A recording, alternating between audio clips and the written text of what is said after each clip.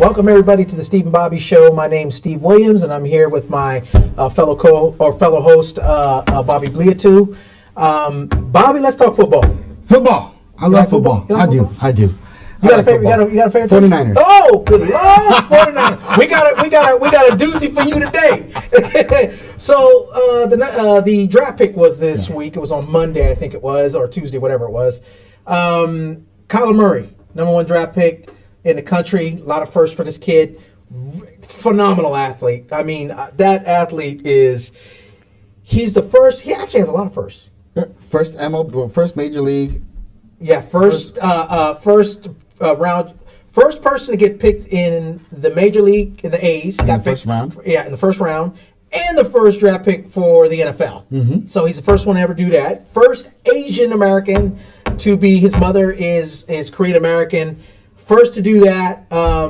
His father's actually he was a football player also. His father played for Texas. He was a quarterback for Texas A&M, where Kyle Murray played for when he was in college. Mm-hmm. And he actually moved to Oklahoma. I didn't know that until I looked this guy up. I watched a couple of his games. Good. I mean, this dude's a beast. It's great. And just to clarify some things for some folks, right? When we first hear that about being the first, right? So he's not the first Asian to be in the NFL. No, not in the NFL. He's not the first to be drafted, but he is the first to be in the first round draft pick. In both, right? In the NFL, right. And yeah, there have been Asian, especially. There's a lot of football players coming out of Hawaii, right? That come out that are phenomenal API athletes. Community there. Oh, yeah, no kidding. So people, but Hall of Famers like what's his name? Hines Ward. Right. from Pittsburgh. Right. Yeah. And he does a lot with the Korean community. Yeah. And stuff like that as well. So. Yeah, and you told me a little thing about Hines Ward that I know about. You said that he does a lot of. But he wasn't raised with his father. He was raised with his mother. That was actually kind of cool. Does a lot of stuff with the Korean community. Yeah. So Hines Ward. It's really neat to see that. Yeah. And so having these firsts are great. A big deal. Yeah. I mean, it's a big deal, right? So, in reference to that, and also I want to say he has an uncle too that played baseball also. So this guy's good pedigree. So I'm just saying, it's in the genes. It's in the genes, brother. It's in the genes. My dad was a good ball. Yeah, he's good. So let's actually take a look. It's actually kind of cool to see. It's when you witness something like this, because I actually was watching this. It's kind of cool to see. No, it is. It's amazing. We see a lot of firsts. Yeah. And a lot of firsts have been happening, and it's always good to celebrate it, because you know what happens with the first? There's a second, and there's a third, and then you know what? You don't think about it anymore. Yeah. That means it's completely diverse. It's amazing, right? It's great. There you go. Great. Right. Check out his when he got selected. Check this out. With the first pick in the 2019 NFL Draft, the Arizona Cardinals select Kyler Murray, quarterback, Oklahoma. History-making night, Kyler Murray, first athlete ever drafted in round 1 of the Major League Baseball draft and the NFL draft. OU becomes the first program ever to have 2 quarterbacks drafted number 1 overall back-to-back years. Murray teaming up with fellow Texan Cliff Kingsbury, bringing that air raid offense to the National Football League. This is where I wanted to be, so I'm glad to be a Cardinal, and I can't wait to go. Finally being able to play for Coach Kingsbury is something that we've been talking about for a long time, and to be here now, I can't wait to get in the building and get started. Phenomenal athlete. Yeah. Great. Good, real good sense of humor. I went and actually looked at a lot of his highlights, because I'm a Fresno State guy. I'm Central California. Shout out to the Bulldogs.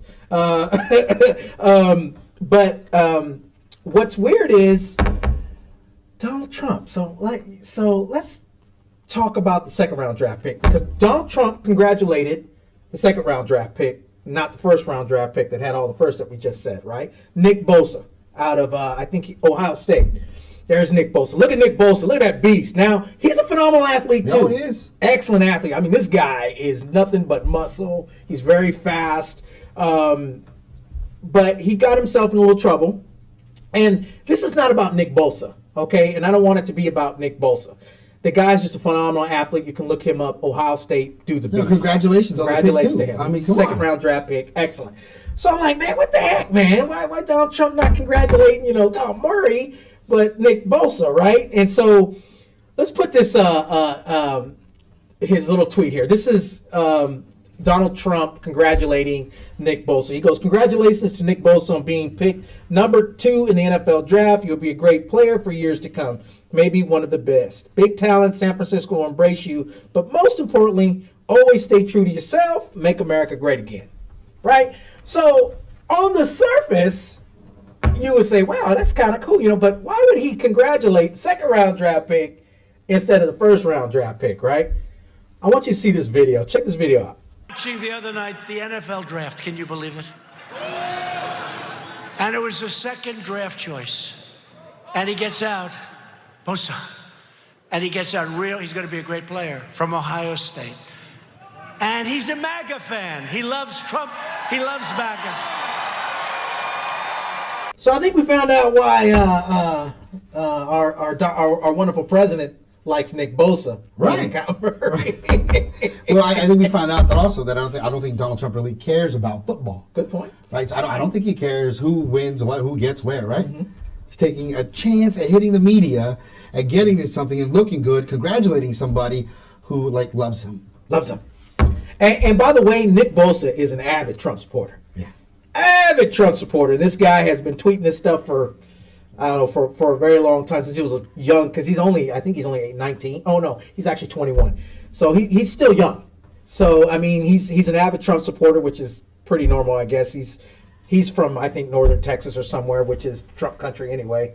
So anyway, he's a big Trump fan. And this is the problem, and this is the issue that we see with Donald Trump.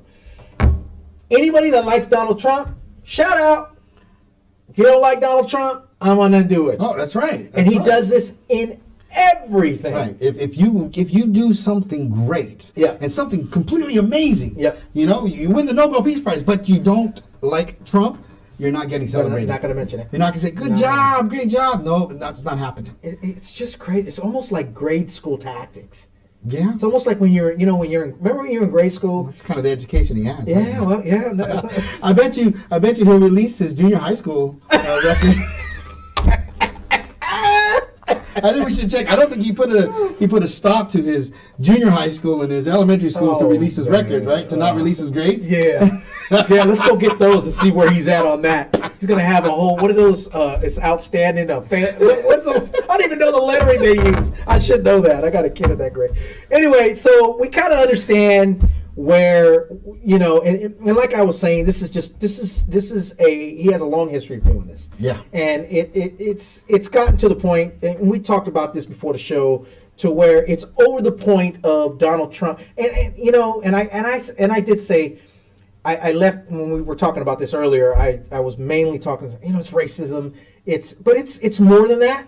It's the thing you just mentioned about him, me, and racism. So it's in conjunction with a lot of things. So this is not the only thing Donald Trump did this week that shows his his lack of respect for anyone who's not Trump, and that's lack not of Trump. respect for anybody that's got a minority. Any minority. Okay. So the teacher of the year this year was Rodney Robinson. This guy he taught at the Virginia Correctional Center. This guy, man, this guy here he's a great teacher. He's deserving, helped a lot of kids that were in trouble. But for some reason, Donald Trump didn't want to show up to the National Teachers Award, right? Which is presented every year to teachers that do wonderful things, right? And then every president has done it for 62 years, has done this. And Donald Trump has decided he doesn't want to go to that. So he gave it to Betsy DeVos, which is the education secretary. So I kind of, let's discuss this a little bit, because me and you we were talking a little bit about this also. Yeah. I just with the just all this stuff that's going on, just all this, it's just so blatant in your face that it's laughable to the point where you just want to you almost want to cry about this stuff because it's so upsetting. You know what I mean? It's just like, what, man? How did we elect this guy president? Mm-hmm. You know what I mean? So, and he doesn't care. Yeah. I mean, Donald Trump doesn't care about anything really. Yeah. If it's not bringing in money, if it's not bringing in fame, if it's not bringing any kind of good reputation, he doesn't care. Doesn't care about it. He doesn't care. You know, I mean, presidents showed up because they care. Yeah. Presidents showed up because they wanted to inspire people. Yep. They wanted to give inspiration to more teachers to do more than, you know, what you're expected to do. He doesn't care. Like a teacher has their job to do, just do your job and get out of there. Yep. It doesn't matter. I mean, that's how he's looking at the presidency as something that is just in the Constitution, not a leader of this country. He's looking at not being a representative of every single American that lives in this country. He's looking at is, well, am I doing it legally? It doesn't say I can. Does it say I can't? But where is it? Is it the law? And so look, I'm doing my job. Leave me alone. And then his base falls under that. Yeah. Right? I mean, when every president gave taxes. Yep. He says, no. I'm not going to do it. I'm not going to do it because it's not, legally he doesn't have to. Right. And so what does his base say?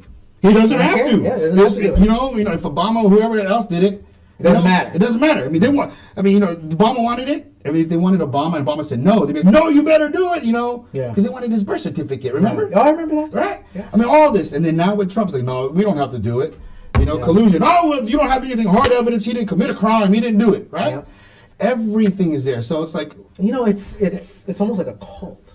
no, it is. And It's like we have to get out of that cult mentality to fall under his authoritarian rule. It is like grade school. It is a bully. It is all of those things. I mean, look, we have some of you that are, you know, kind of Trump supporters or don't want to be looked at as being racist because you support Trump. And I understand that because you support the Republican Party doesn't necessarily mean you're a racist, right? Because you voted for Trump. It doesn't mean you're a racist. But just look at what is happening, right? Everything that is out there right now, you know, of him just not caring about anybody except for himself and except for the people who love him. You know, it's gone beyond racism. Yeah. It's gone beyond racism. Yeah, you know, racism is just part of the cult. Right. You know, it's fanaticism, it's sensationalism. It's a thing every day. It's this craziness that happens every day. But anyway, so going back to Rodney Robinson and Teacher of the Year, I went and I looked at his TED Talk. I found out when I was researching the Teacher of the Year, because I want to know how he got his Teacher of the Year, I went and looked at his TED Talk. He had a TED Talk. So I went and watched the TED Talk. It's like 48 minutes long. If you guys, if you can watch it, guys, it's a great TED Talk. It's actually a really good TED Talk. He talks about schooling and stuff like that. But the reason that you looked at it, and we talked about this before, you guys, is that, you know, this goes for you folks that say, you know, Donald Trump's not a racist and all that stuff, fine. But there was a reason why. Donald Trump would not go and present himself in front of this excellent teacher. And this is the reason why. Let's watch. Check the video.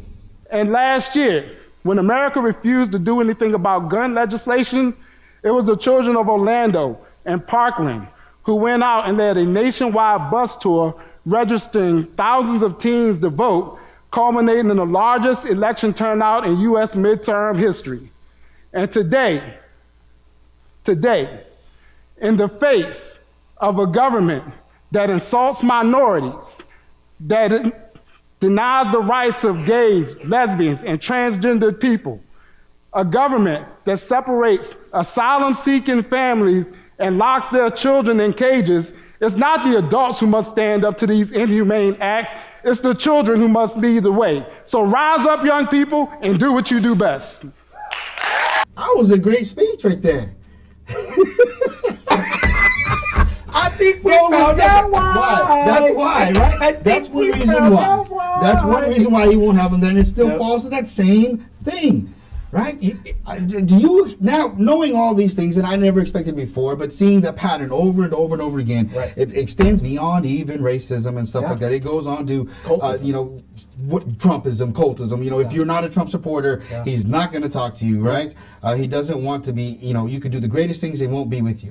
So I think it's fair to say that you and I can't ever expect sometime to be, you know, congratulated or sitting with Donald Trump. Huh? I really wanted to go to the White House. I really wanted Trump to invite me and us have a nice cheeseburger from McDonald's together. Or was it Burger King? Did you see the cups? Oh man, she was like this.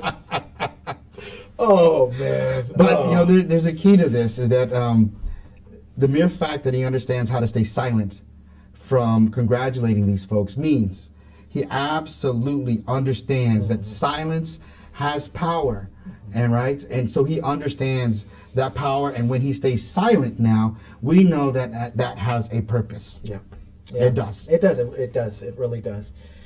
Anyway, well, there we are. That's the first segment of our wonderful Trump. Oh my God. All right, so hey, we are on Mad Talk TV shows. We're going to jump into our next segment here, but we have a lot more stuff for you. Okay, so catch us on the other side.